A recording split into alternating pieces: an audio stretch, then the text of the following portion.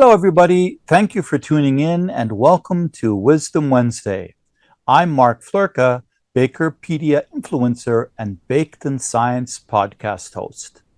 Today, I want to speak to you in this Wisdom Wednesday about keto. The term keto has been around long enough now that we can safely say it is no longer a fad and has entrenched itself into the trend category. First, I want to point out the opportunity to learn more at the Bakerpedia live seminar with Q&A tomorrow, Thursday, September 8th at 9 a.m. Pacific, 12 noon Eastern, 1700 hours Central European Time. Be sure you're signed up, totally free, for what will be a very informative session. If you're not already aware, keto is short for ketogenesis, when the body increases ketones as an alternative source of energy. This is very common in starvation, for example, right? The principal goal in most keto-style diets is limited, low, or no carbohydrates, as these are typically a direct metabolic source of energy, causing the ketones to increase and burn stored energy. As with all diets and health matters, discuss with your doctor before embarking on big changes like this. It can be very hard on your body if your body's not up to it. So make sure you speak to your doctor if you're thinking about doing this diet. So now, let's talk about formulating considerations.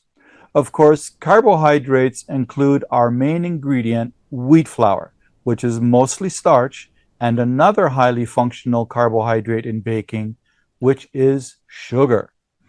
The one helpful aspect of keto diet compared with other low-carb diet methods is that dietary fiber is counted as a credit rather than a carb. This is helpful in formulating as well as satiety for the consumer. Now, what we mean by credit versus carb is that most fibers are summed up or rounded up into the carbohydrate total on nutrition facts panels. So if your total carbohydrates is 20, for example, and the fiber is 5, the carbohydrates net is really 15. So it would be like a low carb type of product, right?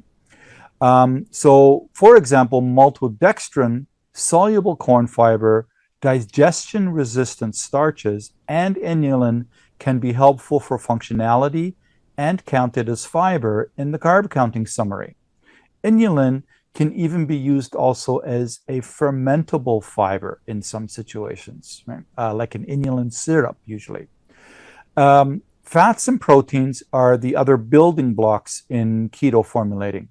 Various fats are great flavor carriers and provide body for texture and mouthfeel. Protein is a bit like the great equalizer. Functionality varies greatly by source and processing, and the one commonality is that they absorb a lot of water. So finding a balance between the nutrition you need to target and the baking functionality you desire is kind of the big challenge. Vital wheat gluten for bread product may need to be balanced with wheat protein isolate to obtain the right amount of extensibility balanced with elasticity. And then perhaps you're using other fibers as part of replacing the starch, for example, right? Indulgent treats can be sweetened with high-intensity sweeteners. Sucralose, for example, is about 600 times sweeter than sugar. So for every 600 grams of sugar that you remove, you can use 1 gram of sucralose, just as an example.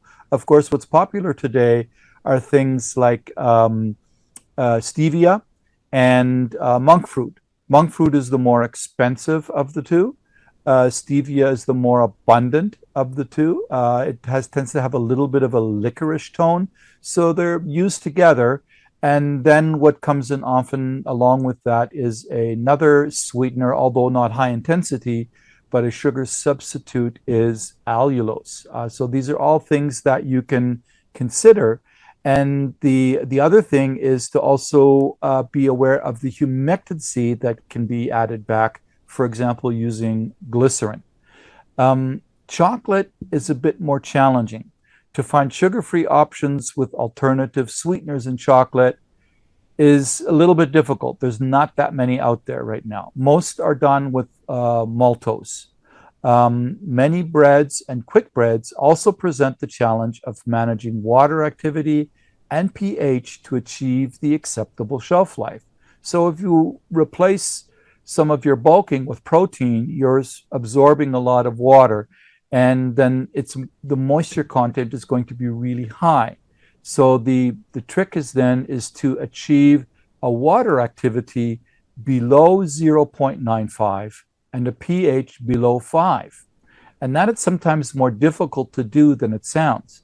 And that's for your shelf life stability so that it doesn't go moldy in like 1 or 2 days, right? Make sure you are signed up for the live seminar tomorrow and get more insights on indulgent keto. I'm Mark Flurka, Bakerpedia influencer and Baked in Science podcast host. Have a fantastic day.